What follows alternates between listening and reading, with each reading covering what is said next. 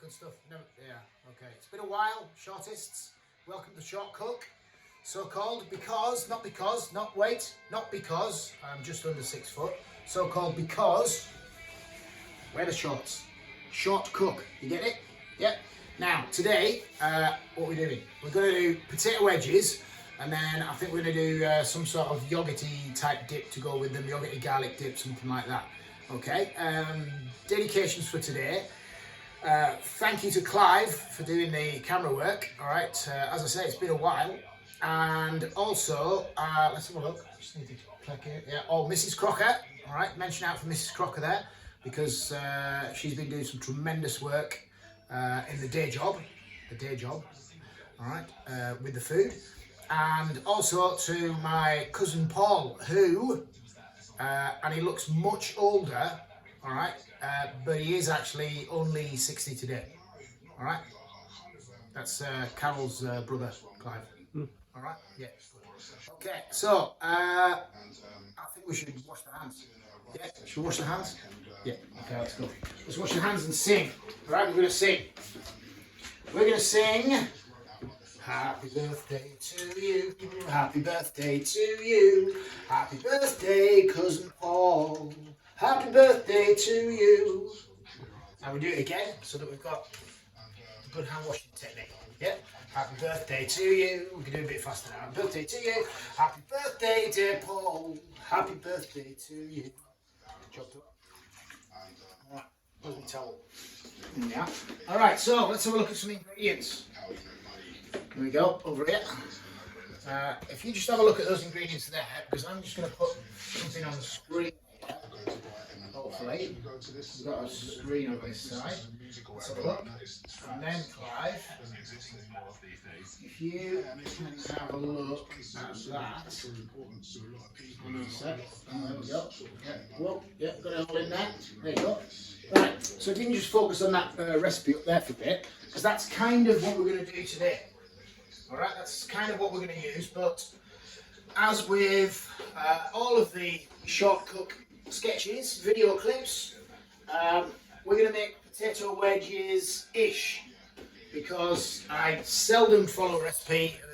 Sometimes I don't like things that are in there, or I want to add something more, or substitute something, so that's what I do. So, today, potato wedges. First thing is you need to scrub the potatoes so that they're clean, but you can leave the skins on. All the vitamins are in the skins. And then what we're going to do is we are going to cut them up into evenly sized sort of pieces. So a bit of bridge grip going on there. Can you get a bit closer, Clive? Bridge grip, all right, over there, and the knife through, and then turn it over again, bridge grip again, and I reckon that's about the right size. What do you reckon, Clive? So we need to get them all to about that size, yeah? Into a bowl. There we go. Nice tunes on the Absolute Radio there today. Short Cook, sponsored by Absolute Radio. I wish. If there's any bits on that you don't fancy, then just cut them off. Bridge grip again, through there.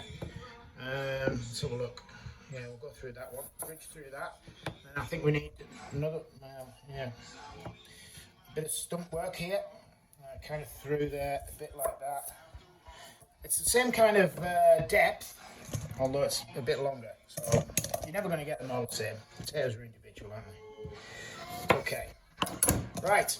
Now, what I'm going to do is I'm going to finish off cutting these potatoes when you're not watching.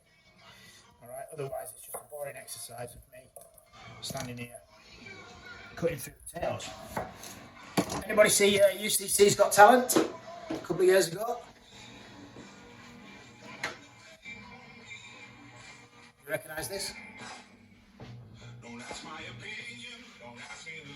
That's me, that was. Yeah? No? Yeah. We won. Not really. Alright, okay, so back to the sketch. Potatoes are cut up, and then what we're going to do is we're going to put a tablespoon of oil in there. It says on the recipe, I think, to use 3 potatoes, but there are some greedy piggies who live in this house, so I'm probably going to use 6 potatoes and double up on everything. But if I just stick to the recipe for now, so we've got that, put that in there, we'll leave that there. There we are. And then a little bit of salt, just like that. A little bit of pepper, just like that. Now, tonight we are going to have these potato wedges with chicken Kievs, I think. We're going to have chicken Kievs, that's right, innit? Yeah, chicken Kievs tonight.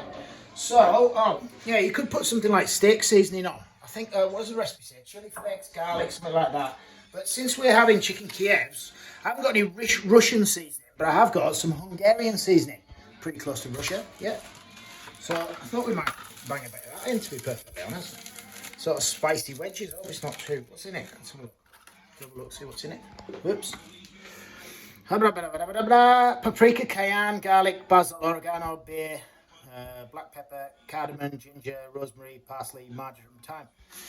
Sounds lovely. Just a bit of that in. Yeah, that'll do. Yeah, we can add a bit more later when we cut the rest of the potatoes. Alright, put that out of the way. And give that a stir around. Just like that. Just like that. Yeah. So we've got them coated. I also like, I always like to put a bit of lemon or lime in there as well. I don't ask me why, but I just do. This lemon's seen better days, but it's still alright in the middle. So you've got to hold your hand under a lemon when you're squeezing it to catch the pips. So under there, and then the juice just goes through your fingers. And then you avoid, I absolutely hate, one of my pet hates is dropping lemon pips into recipes. Not good at all. Right, get rid of the pip. Just hang on a sec. There we go. Give that another stir around. And then what you need to do is when you put them onto a baking tray is you need to space them out. So it's no good just putting them all on in a heap. You've got to space them out. So just put them on side by side, that sort of thing like that. You can go crazy and go the other way around if you want. Yeah, do you want some light on there, Clive? Yeah, is that better? Yeah. Yeah, go crackers, but don't have them on top of each other. Now they need to go into the oven at I think it's 200 degrees or gas mark 6. And it says on the recipe that they need to be in there for 20 to 30 minutes, but we'll show you what they look like when they come out.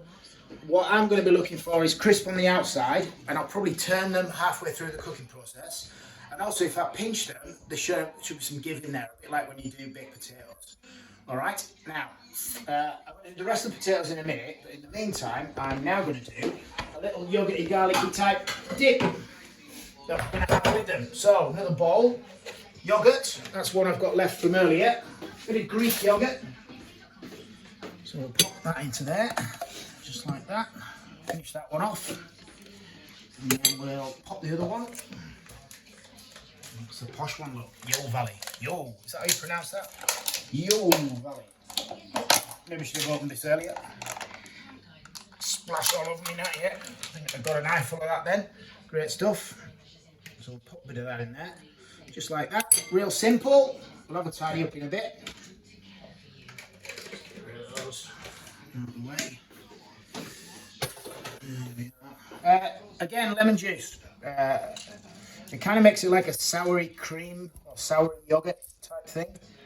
So, plenty in there. You can always add some more at some point if you want, once you've tasted it. And herbs wise, this is just parsley that I'm going to put in. Honestly, it's parsley. Alright? Because if I put something like coriander in, some people just wouldn't eat it. Alright? So, very carefully there. That was the claw grip. You should probably take your time a little bit more with that. Keep your fingers out of the way. Put that in. I don't know what that bit is, a bit of soil or something. Pop that in there. So what else am I putting in? I need salt in there. Again, you can always put more in, but you can't take it out. Pepper. Quite like pepper, so fair bit of pepper. I'm going to put a little bit of Dijon mustard in because, as it says on the bottom of there, forget the custard. Does it say sling in the mustard? Oh, just add mustard. Very good. Yeah, Clive got me this for Christmas. You like it? Alright, it's me. And then we've got, is that Whitey or is that Gingy? Gingy and Whitey. Yeah, just have a look, Whitey bit. So I'm just going to put sort of half a teaspoon of mustard in there, just like that. throw it in. Now, that mustard is quite hot.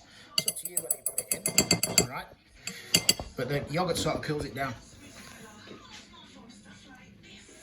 Not a lot. Woo! Oh, it tastes good though. It's nice. Right, what else am I supposed to be putting in there? Was it garlic? So I'll give myself a clove of garlic. Put a decent one in there. Kind of a biggish one. Oh, come on. Damn, it's not keen, is it? Bit of stone, is that stone roast on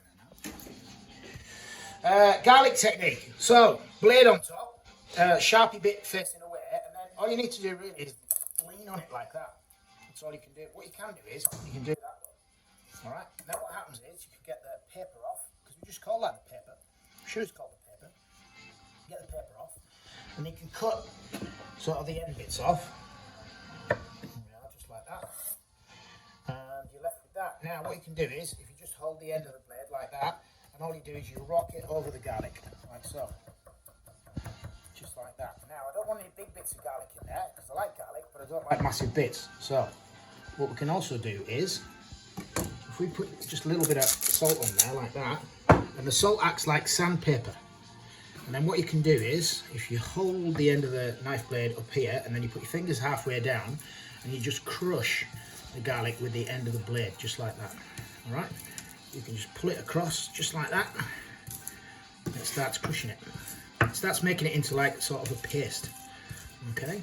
So, that's probably pasty enough now, I think.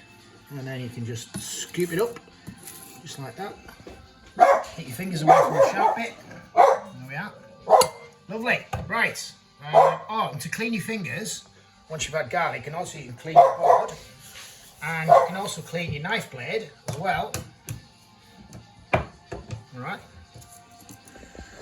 Just rub lemon on your fingers like that. You need to wash them as well afterwards. I don't need to wash them now, but afterwards you need to wash them as well. But the lemon, the acid in the lemon takes the really harsh garlic sort of bit away. Oh, the really harsh garlic sort of smell away. Right, it's looking pretty good, eh? Mustard in, things like that. Another spoon. Teaspoon to taste. There we go.